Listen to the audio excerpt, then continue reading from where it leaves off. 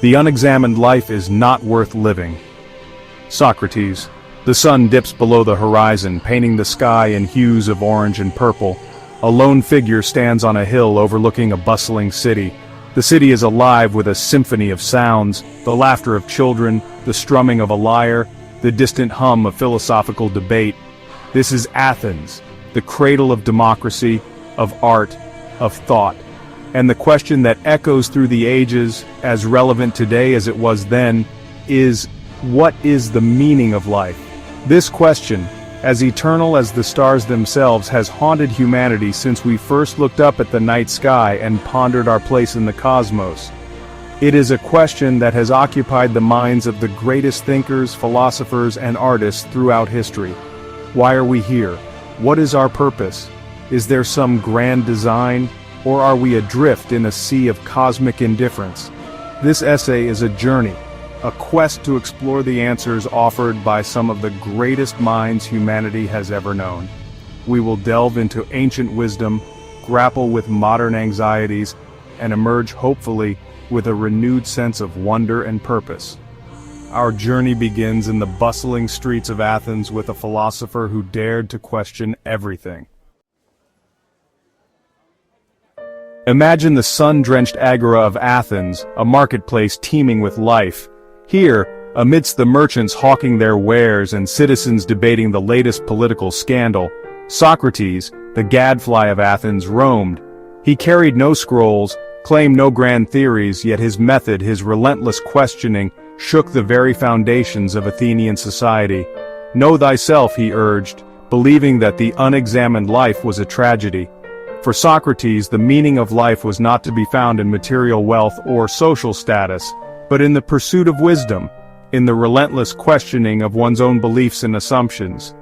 His student Plato immortalized his teachings in dialogues, presenting Socrates as a midwife of thought, helping others give birth to their own understanding of truth and justice.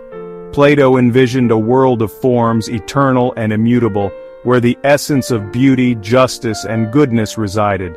For Plato, the meaning of life was to strive towards these ideals, to align our souls with the eternal harmony of the forms. Aristotle, Plato's most famous student, offered a more grounded, practical approach to the question of meaning. He believed that happiness, or eudaimonia, was the ultimate goal of human life. But this was not a fleeting feeling of pleasure, but rather a state of flourishing, achieved through living a virtuous life in accordance with reason. For Aristotle, every living thing had a telos, a purpose.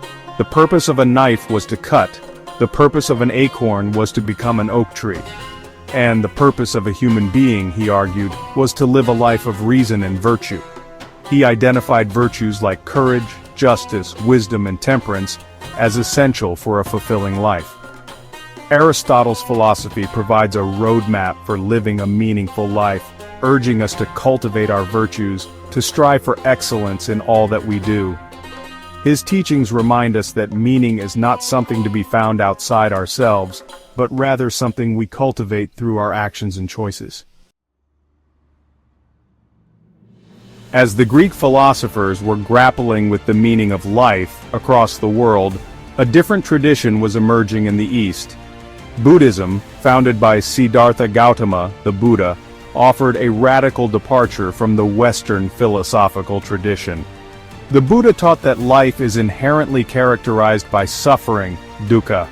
This suffering, he argued, stemmed from our attachment to impermanent things, to desires that can never be fully satisfied. The path to liberation, to enlightenment, lay in overcoming this attachment and cultivating a state of detachment and inner peace. The root of suffering is attachment, the Buddha taught. By letting go of our craving for things we cannot control, by embracing the impermanence of all things, we could achieve nirvana, a state of liberation from the cycle of suffering. Buddhism offers a profound perspective on the meaning of life, urging us to seek fulfillment not in external achievements, but in inner peace and liberation from suffering. Section 5. Nietzsche's Hammer, Embracing the Absurd. Centuries later, the German philosopher Friedrich Nietzsche challenged the very foundations of Western thought. God is dead, he famously proclaimed, declaring the death of absolute truth and the collapse of traditional moral systems. This left humanity in a state of nihilism, a belief in nothing. But Nietzsche, far from being a prophet of despair, saw this as an opportunity. He believed that we were Übermenschen, supermen, capable of creating our own values and meaning in a world devoid of inherent purpose.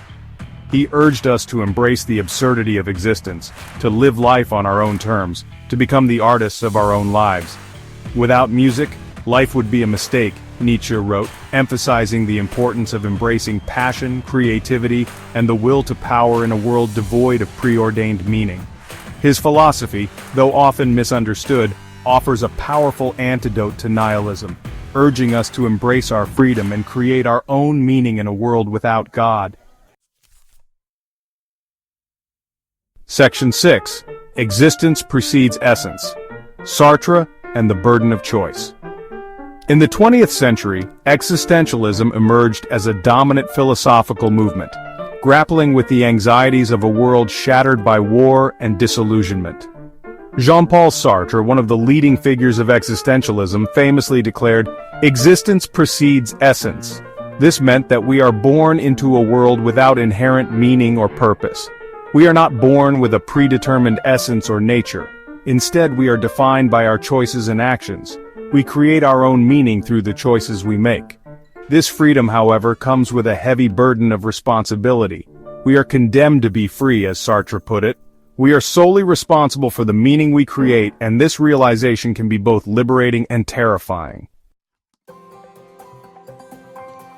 Section 7. The Rebellious Heart, Camus and the Absurd Hero. Albert Camus, another prominent existentialist thinker, explored the theme of absurdity in his works. He compared the human condition to the myth of Sisyphus, condemned to eternally push a boulder up a hill, only to have it roll back down again. Life, Camus argued, was inherently absurd. We search for meaning and purpose in a universe that is indifferent to our hopes and dreams. Yet, it is within this absurdity that we find our freedom and our rebellion. The struggle itself towards the heights is enough to fill a man's heart, Camus wrote. He urged us to embrace the absurd, to rebel against the meaninglessness of existence by living with passion, integrity, and a love for life. Section 8. The Mind's Eye. Neuroscience and the Illusion of Self. In recent decades, neuroscience has begun to shed light on the biological underpinnings of consciousness and the self. Studies have shown that our sense of self, our beliefs, and even our values are products of complex neural networks shaped by our genes and our experiences. Some neuroscientists argue that free will is an illusion, that our choices are predetermined by our brain chemistry. This raises profound questions about the nature of meaning and responsibility. If our actions are simply the result of deterministic processes, can we truly be said to create our own meaning? Section 9. A Universe of Meaning. We have journeyed through centuries of philosophical thought, from the bustling streets of ancient Athens to the cafes of existentialist Paris, and we arrive perhaps not at a definitive answer, but at a deeper understanding of the question itself. The meaning of life, it seems, is not a destination but a journey, a continuous process of exploration and creation. What we can glean from the wisdom of the ages is that meaning is not something to be found, but something to be made. It is in the living, in the striving, in the loving, and in the creating that we inscribe our own unique signatures upon the universe. Whether we find solace in the pursuit of virtue, the embrace of the absurd, or the cultivation of inner peace, the journey itself becomes the meaning. So, as you stand at the crossroads of your own life, remember that the path ahead is yours to forge.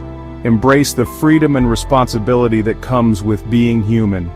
Live with passion, with purpose, and with a heart open to the wonder and mystery of it all.